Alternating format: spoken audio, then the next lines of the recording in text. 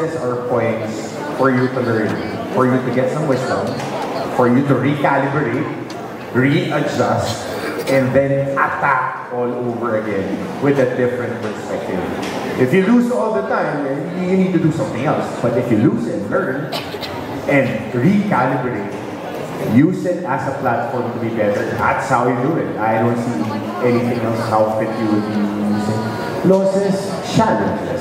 Losses is just an alternative for you. Pero lang pala siyang how you frame it, diba? So losses as challenges. Ako naman, syempre, it's a loss. So parang masasada ko, like, just a few days. Hindi ako pwedeng mag-wallow all the time doon. Kasi, di ba, parang wala rin mangyayari sa'yo if you stay there. You cannot stay there forever. You have to move on. Parang you have to accept. You have to accept your feelings. Yun yung mahirap na parang, hindi, move on ka kagad. May 3-month rule din ba? Hindi naman masyadong matagal yun. Acknowledge mo, kasi it is your feelings. Mahirap naman na i-disregard mo lang siya. And then biglang, kapag bumalik ulit sa nasa downtime ka na yun, magkukumpang yun, diba? So acknowledge mo siya, and then tignan mo saan nagkaroon ng mali, and then from there, you move forward.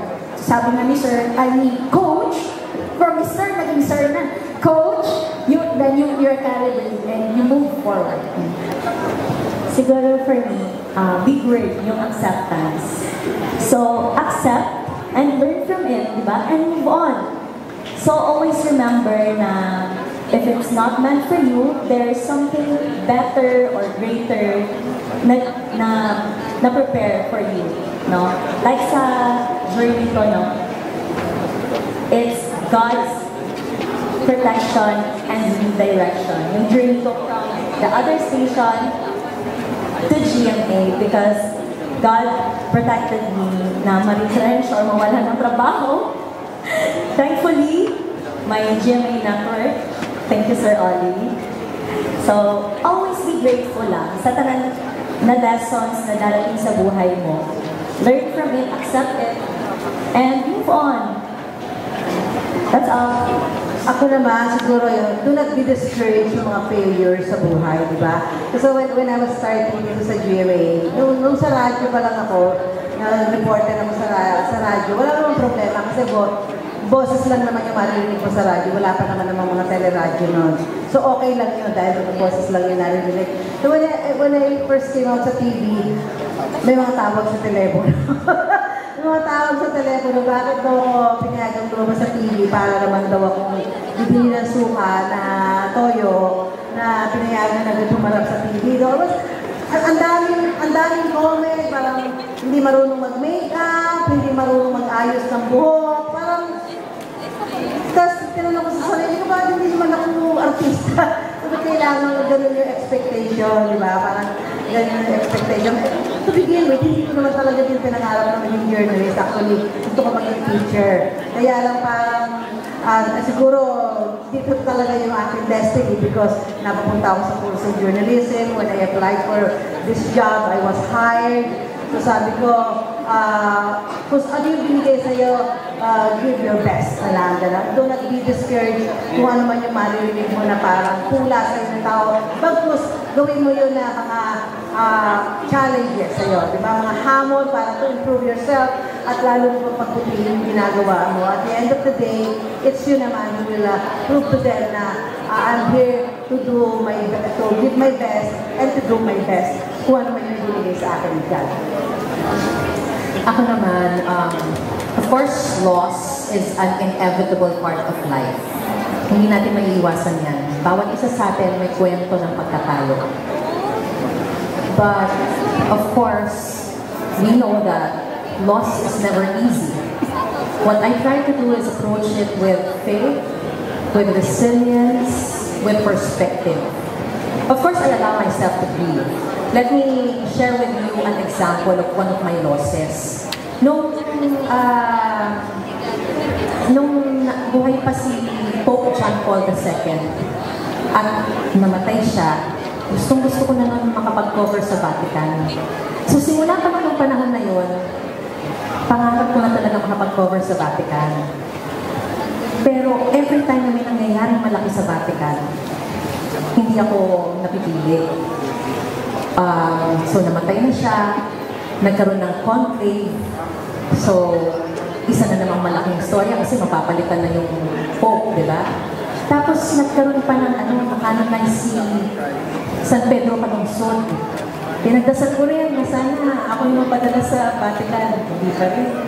Eto na, magre-resign daw si Pope Benedict. Nalaman ko na magre-resign na si Pope Benedict. Hindi na ako umasa lang sa pagdarasal. Siyempre, nagdasal din ako. Pero, tumawag na ako sa boss. Sabi ko, ma'am, si Ma'am Grace po yun, sir. Ma'am, magre-resign ako si Pope Benedict. Pwede po ba akong mag-volunteer, ma-assign sa Vatican? Tapos sabi niya, oh, I really appreciate the volunteerism. And alam mo yun, talagang sabi niya, okay yan. But we haven't decided yet, Marie, sabi niya. Ayun na nga, dumating na, magpapadala na. Hindi ako. So it's a loss for me kasi imagine mo how many years I waited for this coveted coverage at the Vatican. Kasi as a devout Catholic, talagang gusto ko talaga makarating sa Vatican, not just as a tourist. I wanted to get there as a reporter. Na talagang makakapag-report ako, tapos masashare ko through my stories yung mga insights ko rin and perspective. Although, syempre, hindi naman magiging may bias. Basta, magkakaroon lang ng context. Mas malalim na context yung binabalita mo kasi marami kang nalalaman tungkol doon sa storya. Hindi ako.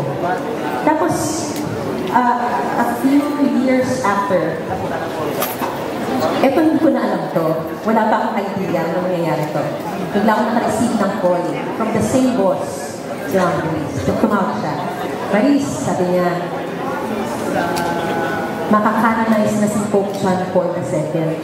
Sumigaw agad ako. Sabi niya, teka. Wala pa ako sinasabi.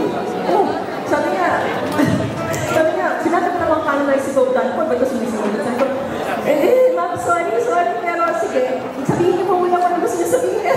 Sabi niya sa akin. At ikaw ang magko-cover. Oh my God, sabi ko, talaga ba?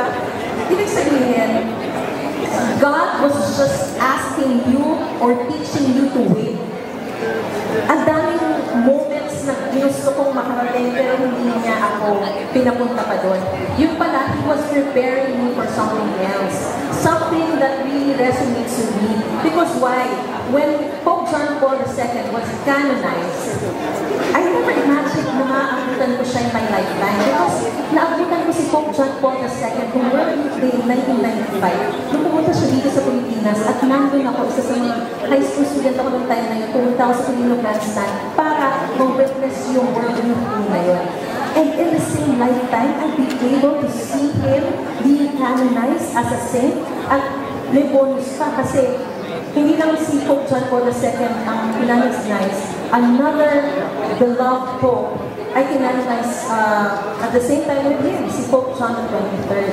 So yun pala, the reason why I had that kind of loss all throughout those years was because He was preparing me for something much better and which is mas bagay sa akin. Siguro, yun ang lesson na itinuro sa akin. So, every loss that you get or that you have, don't just focus on what is being taken away from you. Isipin nyo rin what you will gain from it.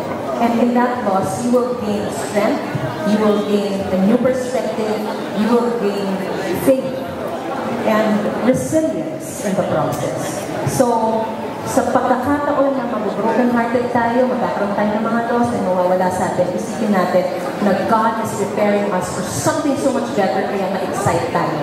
Dahil na-experience natin yung sakit na yon, meron siyang ibigay sa atin na sobrang magandang para sa atin. Okay, thank you all so much.